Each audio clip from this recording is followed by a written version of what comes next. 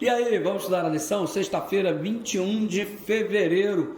Tempo voa, né? Esses dias aí o ano começou e tal, já estamos aí quase terminando fevereiro. Ei, estamos nos alimentando da palavra, nos fortalecendo na palavra. Falamos muito esta semana sobre providência de Deus, falamos sobre livre-arbítrio, é isso daí. Tendo estas coisas em vista, nós também tocamos no assunto da presciência divina, no fato dele saber todas as coisas. E antes mesmo de criar o ser humano, ele já era sabedor que o ser humano cairia. Quando ele cria os anjos, ele já é sabedor de que haveria uma rebelião na qual surgiria o inimigo das nossas almas. E sendo ele sabedor de tudo isso, já tinha que se preparar para poder enfrentar essas dificuldades que surgiriam. E o amor dele por nós foi tanto que nos criou mesmo sabendo o que aconteceria no que diz respeito à nossa queda, a nossa decisão em se afastar dele, como a partir do que é apresentado em Adão e Eva. O amor de Deus é perceptível, porque mesmo sabendo que o ser humano cairia, ele cria o ser humano do mesmo jeito e já o cria com o plano da redenção estabelecido, onde Jesus viria, se faria homem, habitaria entre nós e morreria no nosso lugar, pagando o preço pelos nossos pecados. Se isso não é chamado de amor, eu não sei mais o que é amor neste mundo.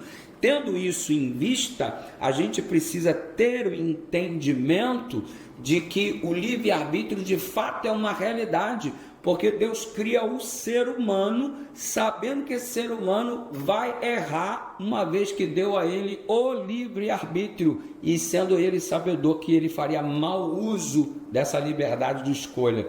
E ainda assim, Deus nos fez. E a história mostra que nós precisamos aprender a fazer uso desse livre-arbítrio. O animal, por exemplo, às vezes não tem a liberdade que nós, seres humanos, temos. O animal, você pega um burro, por exemplo, e se você der um copo de uísque para o burro beber, ele é burro, mas ele não vai beber. Mas o ser humano faz uso da sua liberdade para fazer o quê? Fazer escolhas que nenhum burro faria.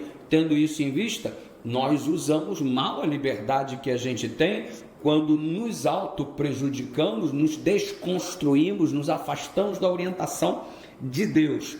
E eu me lembro, envolvendo todos esses assuntos, é inevitável não lembrar da história de José. Nossa, o José sofreu demais. Ai, Deus é soberano e como permitiu José sofrer? Os irmãos tiveram livre-arbítrio de tratá-lo mal, de vendê-lo como um objeto, como um escravo para uma terra distante.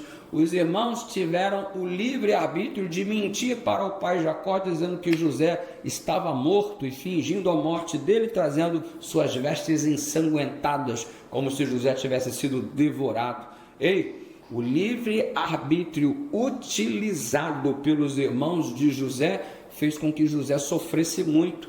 E olha, nós temos muito sofrimento hoje por nossas próprias más escolhas e pelas más escolhas de das pessoas que estão próximas a nós, que inevitavelmente nos atingem com as decisões que elas tomam. Quer ver um exemplo? Se um chefe de família resolve se divorciar da esposa, os filhos vão sofrer pela decisão livre de uma pessoa próxima a eles, no caso, o pai, porque as nossas decisões se refletem na vida das pessoas que estão ao nosso redor. Então, se eu não faço uso bem do meu livre-arbítrio, eu vou prejudicar não só a mim mesmo, como as pessoas que estão ao meu redor. E o caso de José é isso. E o que é a maravilha do Evangelho? É que mesmo José sendo tão prejudicado pelo livre-arbítrio mal utilizado dos irmãos, Deus ele atuou em meio aos erros humanos para que o propósito que ele tinha para a vida de José fosse executado de um jeito ou de outro. Afinal de contas, agindo Deus, quem impedirá? Que fique isso no nosso coração registrado para saber o quanto somos amados pelo Pai Celestial. Vamos orar? Obrigado, querido Deus, porque o livre-arbítrio é uma realidade e queremos de fato usar bem esta característica para te honrar, te servir, fazendo escolhas segundo a tua vontade e tua orientação. Obrigado pela luz oferecida pela tua palavra, em nome de Jesus, amém.